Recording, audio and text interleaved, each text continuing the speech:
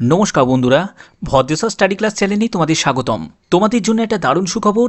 আবার ভারতীয় রেলের তরফ থেকে একটি নতুন নিয়োগ বিজ্ঞপ্তি প্রকাশিত হয়েছে, যেখানে তোমাদের টিকিট বুকিং ক্লার্ক পদে নতুন নিয়োগ করা হচ্ছে। এখানে আবেদন করতে গেলে তোমাদের কি যোগ্যতা প্রয়োজন, সম্পূর্ণ ডিটেলস ইনফরমেশন আমি এই ভিডিওর মাধ্যমে দেব, এবং কিভাবে আবেদন করবে সেই অ্যাপ্লিকেশন প্রসেসটাও কিন্তু তোমাদের এই ভিডিওর মাধ্যমে সম্পূর্ণ স্টেপ বাই স্টেপ দেখাবো। তার জন্য প্রত্যেকটা স্টেপ কিন্তু খুব গুরুত্বপূর্ণ। কমপ্লিট ভিডিও দেখো, কমপ্লিট ইনফরমেশন পাবে। আর একটা কথা বলে রাখি, তোমরা যারা যারা ভদ্রেশ্বর স্টাডি সেন্টার চ্যানেলটাকে সাবস্ক্রাইব করেছো, তারা কিন্তু ভদ্রেশ্বর স্টাডি ক্লাস চ্যানেলটাকেও কিন্তু সাবস্ক্রাইব করে রাখো, কারণ এই চ্যানেলে সম্পূর্ণ নতুন বিজ্ঞপ্তি তোমরা দেখতে পাবে, কোনো রিপিটেড ভিডিও তোমরা দেখতে পাবে না। তার জন্য অবশ্যই কিন্তু চ্যানেলটাকে সাবস্ক্রাইব করে বেল আইকন অল করে রাখবে। তো চলো মূল ভিডিওতে চলে যাচ্ছি। তো বন্ধুরা, আমি পিডিএফটা ওপেন করে নিয়েছি। প্রথমে দেখো, প্রথম যে পয়েন্টগুলো কিন্তু খুব গুরুত্বপূর্ণ, তার জন্য ভালো করে ব্যাপারটা বুঝে নাও, তারপরে কিন্তু তোমরা আবেদন করতে পারবে। The applicant should not be below 18 years, অর্থাৎ তোমার বয়স যদি 18 বছরের কম হয়ে থাকে তাহলে কিন্তু তুমি এখানে আবেদন করতে পারবে না। তোমাদের বয়স কমসে কম তোমাকে 18 বছর কিন্তু হতে হবে, এবং তোমাদের আপার এজ লিমিট 40 বছর হতে হবে। অর্থাৎ 18 থেকে 40 বছরের মধ্যে তোমার যদি বয়স হয়ে থাকে, অবশ্যই তোমরা এখানে আবেদন করতে পারবে।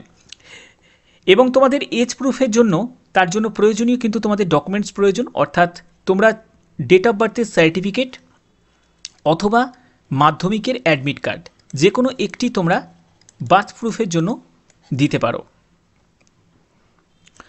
পরবর্তী যেটি বলা হচ্ছে, the applicant must be at least 10 standard pass, অর্থাৎ তোমাকে মাধ্যমিক পাস কিন্তু কমসে কম হতেই হবে, তাহলে কিন্তু এখানে আবেদন করতে পারবে।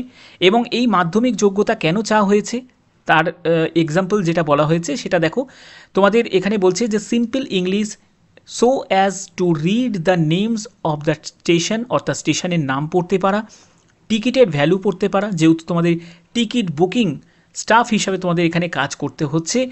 তো এখানে দেখো তোমাদের এডুকেশন কোয়ালিফিকেশান কিন্তু এটা প্রয়োজন, এবং তার জন্য প্রয়োজনীয় তোমাকে সার্টিফিকেট কিন্তু তোমাকে অ্যাটাচ করতে হবে।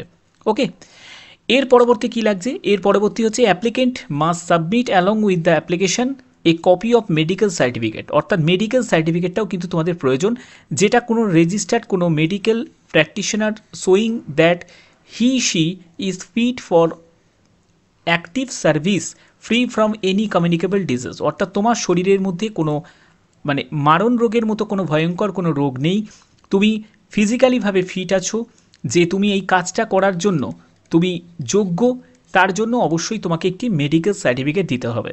তো এই মেডিকেল সার্টিফিকেটটা তোমরা কোথায় পাবে? যে কোনো তোমরা মেডিকেল যেসব ক্লিনিক আছে, মেডিকেল যেসব হসপিটাল আছে, তোমরা সেখান থেকে কিন্তু এই সার্টিফিকেটটা নিয়ে নিতে পারবে।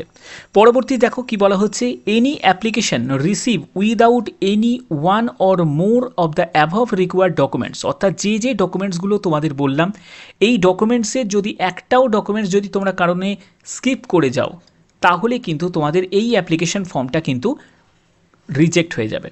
ঠিক আছে, এবং অল ডকুমেন্টস যেটা প্রয়োজন সবই অরিজিনাল ডকুমেন্টস প্রয়োজন। যখন তোমাদের ডিবি হবে, সিলেকশন কমিটি যখন তোমাদের ডকুমেন্টগুলোকে ভেরিফিকেশন করবে, তখন কিন্তু তোমাদের সম্পূর্ণ অল ডকুমেন্টসগুলো, তোমাদের অরিজিনাল ডকুমেন্টসগুলো সঙ্গে নিয়ে যেতে হবে। ওকে, তোমাদের আবেদন করার যাবতীয় তোমরা ইনফরমেশান কিন্তু এই যে অফিসিয়াল ওয়েবসাইটটা দেখতে পাচ্ছ, eastern railway Indian railways .gov.in, এই অফিসিয়াল ওয়েবসাইটে কিন্তু তোমরা পেয়ে যাবে। এখানে তোমাদের বলা হচ্ছে যে notice board office divisional railway manager commercial eastern railway Sealdah, এখানে কিন্তু তোমরা যে নোটিশটা সেটা তোমরা পেয়ে যাবে। এবং তোমাদের যদি কোনো কোয়ারি থাকে, অবশ্যই তোমরা কিন্তু ডিসিএম বিল্ডিংয়ে গিয়ে কিন্তু তোমরা ইনফরমেশান নিতে পারো। আমি অ্যাড্রেসটাও তোমাদের বলছি পরবর্তী জায়গায়।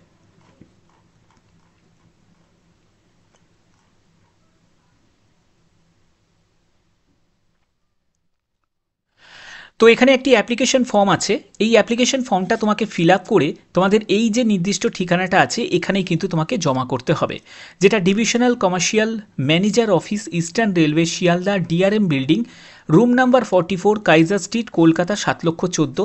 এই ঠিকানায় কিন্তু তোমাকে ফর্মটা জমা করতে হবে। এবং তোমাদের জমা করার জন্য যে ডেট সেটা 2রা আগস্ট থেকে শুরু হয়েছে, 22শে আগস্ট পর্যন্ত তোমরা সকাল 11টা থেকে বিকেল 4টে পর্যন্ত যে কোনো ওয়ার্কিং ডেজে গিয়ে তোমরা জমা দিতে পারবে। এবং তোমাদের 23শে আগস্ট পর্যন্ত কিন্তু তোমাদের লাস্ট ডেট কিন্তু থাকছে এবং তোমাদের বলা হচ্ছে date of opening application box, অর্থাৎ যে বক্সটার মধ্যে তোমরা ফর্মটা জমা দিলে সেই বক্সটা তোমাদের ওপেন করা হবে। ঠিক আছে, ফর্ম জমা দেওয়ার বক্সটা ওপেন করা হবে সেটা 23শে আগস্ট 2:30-এর সময়, মানে দুপুর 2টো পর্যন্ত তোমরা 23শে আগস্ট জমা দিতে পারছো।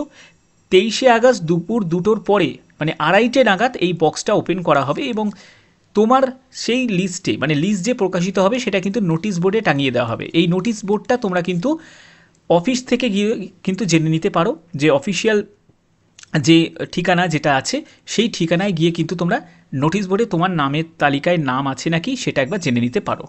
ওকে, আচ্ছা,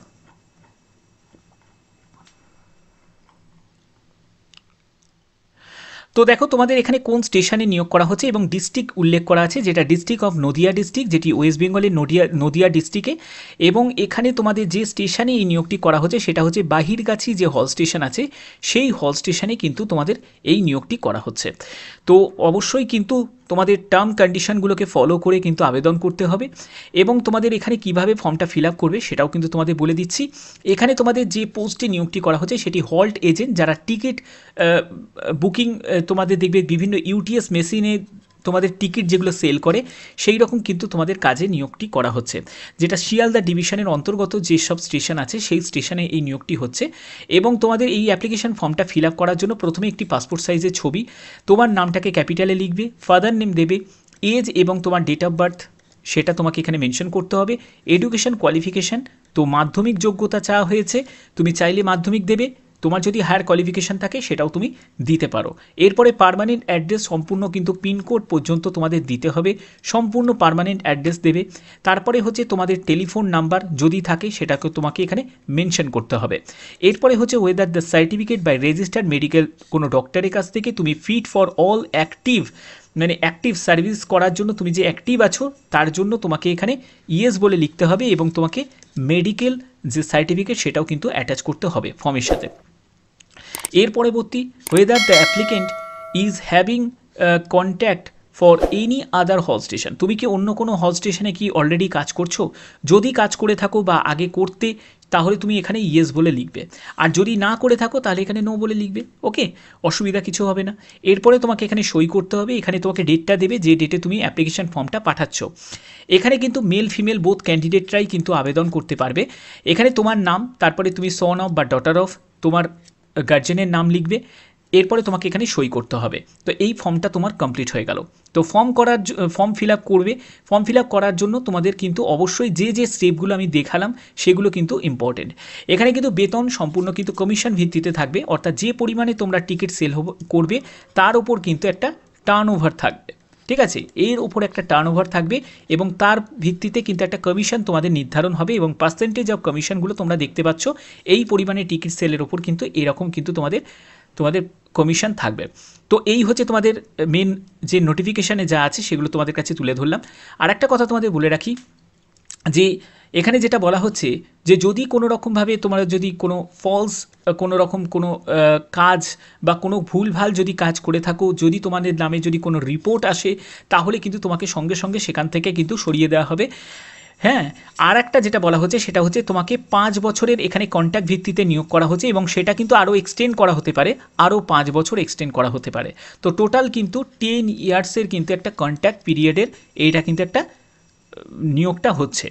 তো এখানে দেখো তোমাদের যদি কোনো কোয়ারি থাকে আমি অবশ্যই বলবো তোমরা কিন্তু application for the halt contractor Bahirgachhi হল স্টেশন এবং তোমরা এই যে ডিআরএম বিল্ডিং আছে কমার্শিয়াল ডিপার্টমেন্ট রুম নম্বর 44 এই ঠিকানায় কিন্তু তোমরা একবার যোগাযোগ করতে পারো যদি তোমাদের কোনো কোয়ারি যদি থাকে, কারণ এই নিয়োগটি সম্পূর্ণ কিন্তু টেন্ডার ভিত্তিতে কিন্তু নিয়োগ হয়।